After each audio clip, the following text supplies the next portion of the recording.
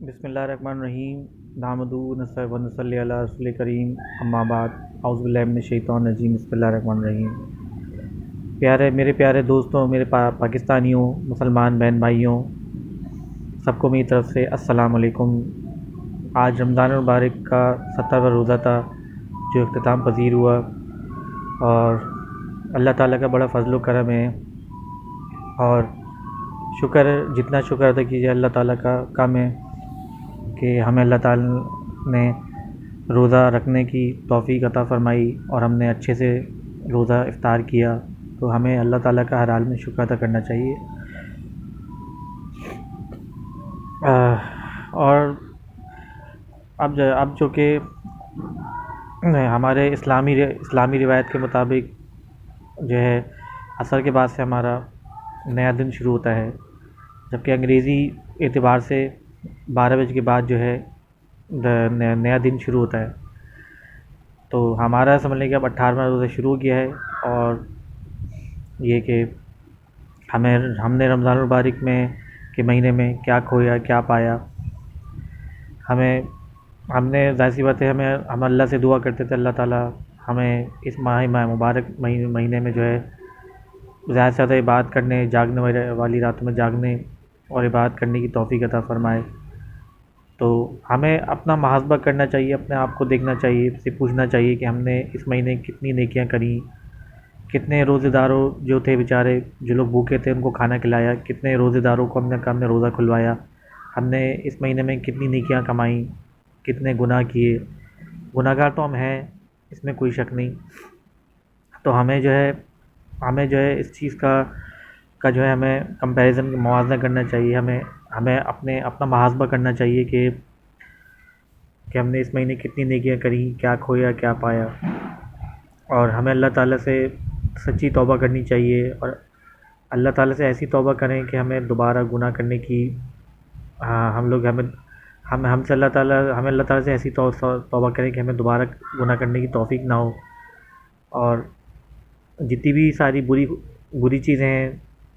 یہ گانے باجے، فلمیں، ڈرامے اور یہ سوشل میڈیا پلیٹ فارم وغیرہ، ہمیں اللہ تعالیٰ ان تمام خرافات سے ہمیں بچائے، تمام امت مسلمہ کو، اور ہمیں اپنے ایمان کی حفاظت کرنے کی جو ہے توفیق عطا فرمائے۔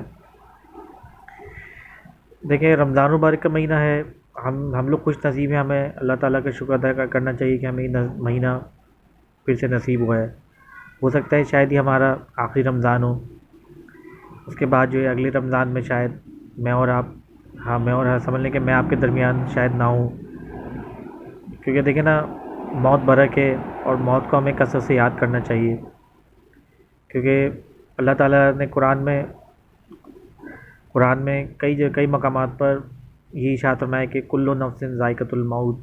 اور اس کے علاوہ ہماری بہت سی روایتیں، جتنی بھی احادیث ہیں، رسول اللہ صلی اللہ علیہ وسلم کی جو بتائی ہوئی احادیث ہیں، اور جتنی بھی روایات ہیں سب موجود ہیں، اور اس میں ہمیں یہ حکم دیا گیا ہے کہ موت کو کثرت سے یاد کرو، کیونکہ موت جو ہے دنیا کی تمام لذتوں کو توڑ دیتی ہے۔ موت ایک ایسی چیز ہے کہ اس دروازے سے ہر ایک کو گزرنا ہے، مجھے بھی اور آپ کو بھی، سب نے اس دروازے سے گزرنا ہے، اور سب کو ایک دن اللہ تعالیٰ کے پاس جانا ہے۔ کیونکہ دیکھیں، اللہ تعالیٰ نے ایک ہم پہ فرشتہ مقرر کیا ہوا ہے، ملک الموت، جو کہ جب اللہ تعالیٰ اس کو حکم دیں گے کہ ہمیں لینے آ جائے، تو اس وقت ہمیں جانا ہی جانا ہے۔ اور دیکھیں، جس وقت ملک الموت جس وقت روح قبض کرنے آتے ہیں، آپ کو سمجھ لیں کہ ایک لمحے کی فرصت نہیں ہوتی کہ آپ اپنی کوئی سفارش کریں، یا آپ کوئی ریکویسٹ کریں کہ پلیز رک جاؤ، یا آپ تھوڑی مہلت مانگیں، ایک لمحے کی بھی آپ کو مہلت نہیں ملتی۔ بس اللہ تعالیٰ کا جو حکم ہے اسی کو، کیونکہ دیکھیں اللہ تعالیٰ نے جس فرشتے کو حکم دیا ہے کہ اس بندے کی روح لے کر آنی ہے تو آنی ہے، تو بس آنی ہے، تو رب کے حکم کو جو ہے بجا لانا ہے۔ اس بندے کو جب اللہ تعالیٰ کیا فرما دیتا ہے کہ اس بندے کی روح قبض کر کے لے آؤ، تو بس فرشتے کا کام ہوتا ہے اپنے رب کے حکم کی تکمیل کرنا۔ اور موت ایسی چیز ہے، کیونکہ دیکھیں نا، ہر ایک کو ایک دن جانا، ایک دن سب کو ہے۔ ہماری جو اصل زندگی ہے وہ ہے قبر کی زندگی، آخرت کی زندگی ہے، اور آخرت کی زندگی ایک ایسی زندگی ہے کہ سمجھ لیں کہ ہمیشہ قائم رہنے والی، جہاں پہ آپ کو کبھی جہاں پہ آپ کبھی بوڑھے نہیں ہوگے، کبھی آپ کو کوئی تکلیف نہیں ہوگی، کبھی آپ کو کبھی آپ جو ہے کوئی تکلیف نہیں ہوگی، کوئی بیماری نہیں ہوگی، نہ پیشاب آئے گا، نہ پیخانہ آئے گا، نہ آپ کو قضاء حاجت ہوگا، کسی قسم کی کوئی وہ نہیں ہوگی، نہ ٹینشن ہوگی۔ لیکن یہ ساری چیزیں اس وقت ہیں کہ جب آپ کے اعمال نامے اچھے ہوں، اعمال بھی ویسے ہونے چاہیے آپ کے۔ اب ظاہر سی بات ہے، ہم نے بہت سی روایتیں پڑھی ہیں،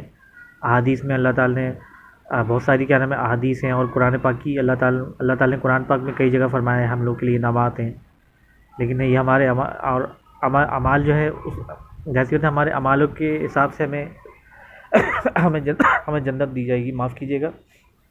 مجھے تھوڑا کھانسی گلا خراب ہے،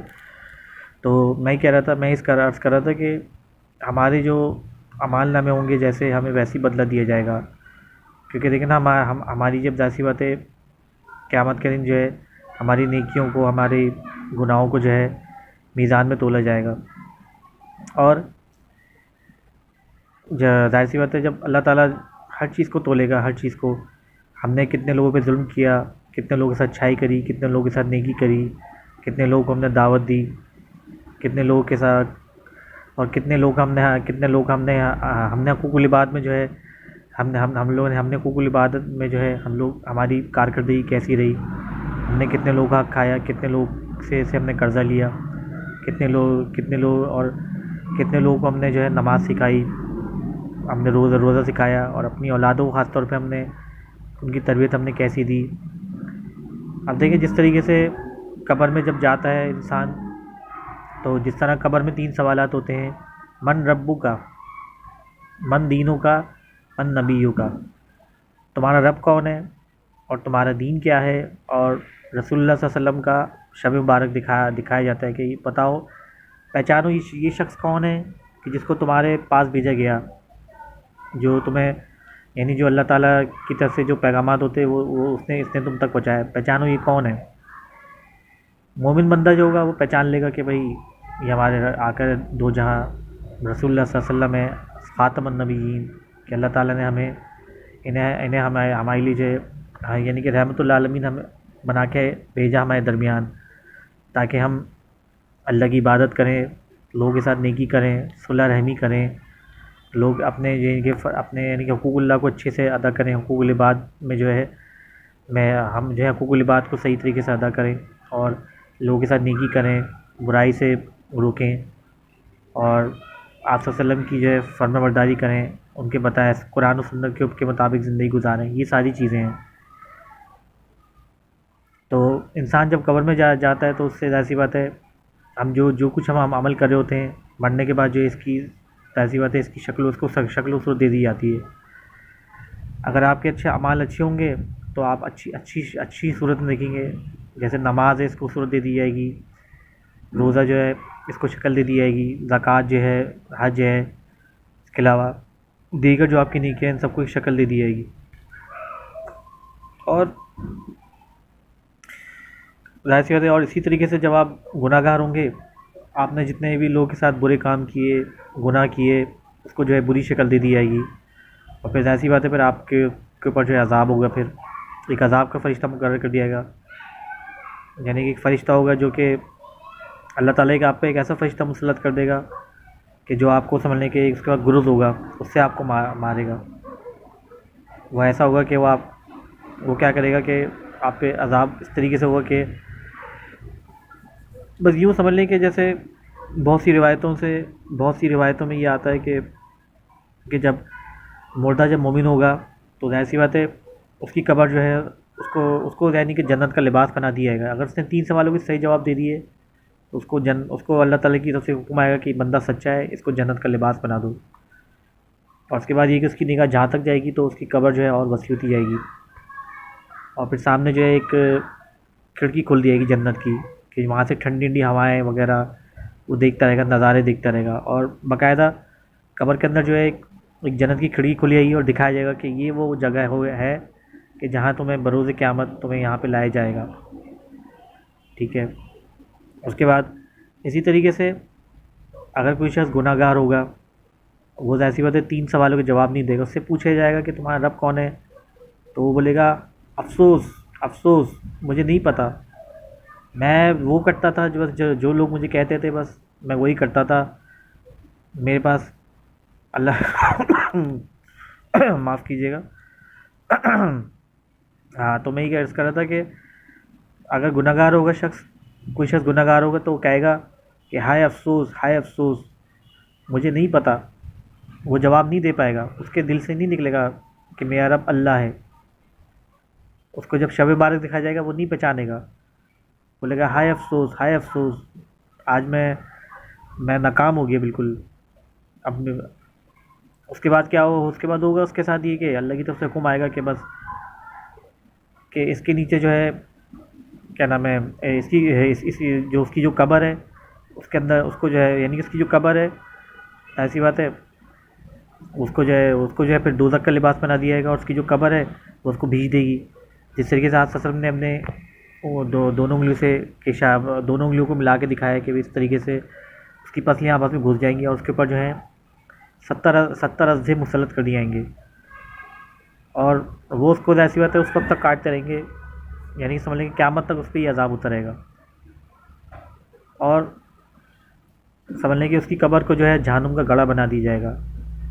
یعنی کہ یہ ان کے لیے جو لوگ منافقین ہیں، جو بدکار ہیں، جو مشرک ہیں. اچھا مجھے آپ ایک بات بتائیں، آپ لوگوں نے کبھی اپنے آپ سے سوال پوچھا کہ جس وقت آپ دنیا سے جائیں گے، جب آپ کی موت کا وقت آئے گا، کبھی آپ نے اپنے آپ سے سوال پوچھا ہے کہ فرشتے کون سے آئیں گے آپ کے پاس؟ جنت کے فرشتے آئیں گے یا جہنم کے فرشتے آئیں گے آپ کو لینے کے لیے؟ ملک الموت کے ساتھ جو فرشتوں کی جو ایک جماعت آتی ہے، یعنی فرشتوں کی ایک جماعت آتی ہے، یعنی کہ جب روح قبض کرنے جب آتا ہے ملک الموت تو فرشتوں کی پوری ایک جماعت ہوتی ہے.